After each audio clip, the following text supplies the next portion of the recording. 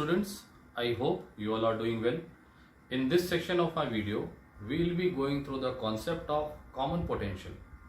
Now, as we have already studied the concept of potential and potential difference, again reviewing the concept, if you have two different bodies, a body A having a certain value of potential and a body B having a different value of potential, if you connect the two bodies by a plain wire, the flow of charge starts until the potential of the two bodies becomes equal.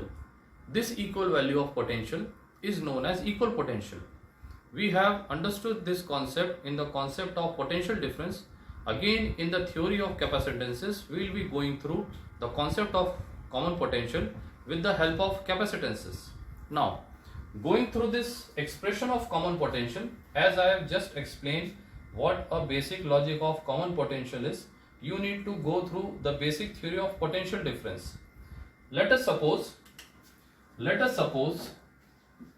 you have a capacitor C1 and another capacitor C2. Let us suppose the charge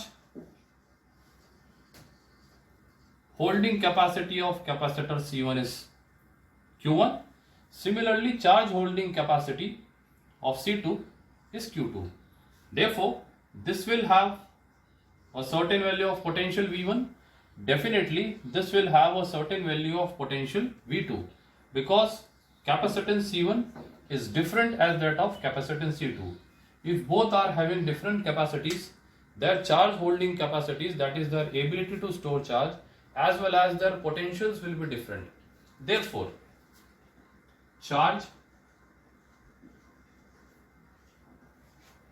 on capacitor C1 is equals to C1 V1. Similarly,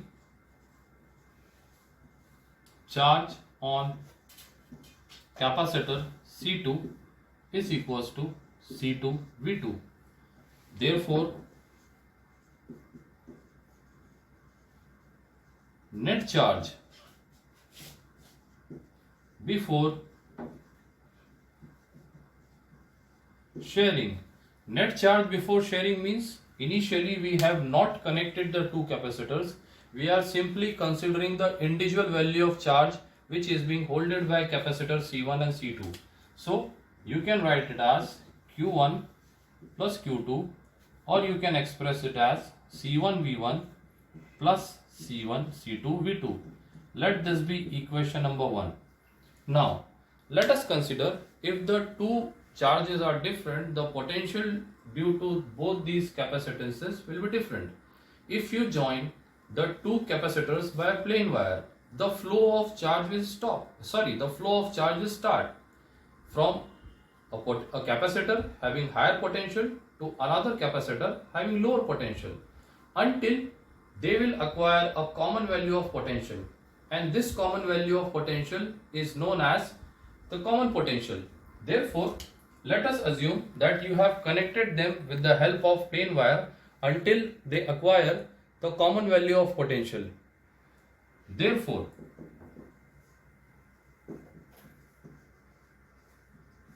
net charge after sharing is equals to C1V plus C2V. Let this be equation number 2, where V represents the common value of potential. If we assume that no charge is lost while you are sharing the two charges, I am assuming the condition if no charge is lost, therefore charge before sharing should be equal to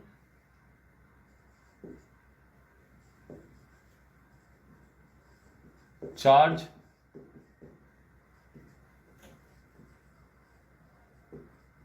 after sharing. Therefore, from the two equations we have C1 V1 plus C2V2 is equals to C1V plus C2V. Simplifying for the value of common potential, C1V1 plus C2V2 is equals to C1 plus C2 into V. Therefore, V is equals to C1V1 plus C2V2 upon C1 plus C2. So this becomes the expression for common potential. Again, with the help of the expression which you have just derived, that C1V1 plus C2V2 upon C1 plus C2, writing the general expression of this common potential. What does this C1V1 plus C2V2 represent? It represents total charge.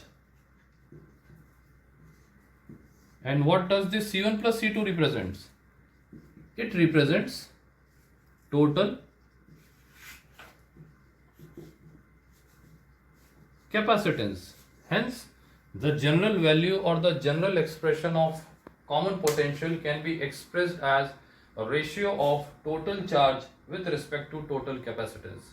So this was the basic concept of common potential. Again, before going through this concept, you should go through the concept of potential difference, which will be helpful in going through this logic. I hope you have understood this concept well. Thank you.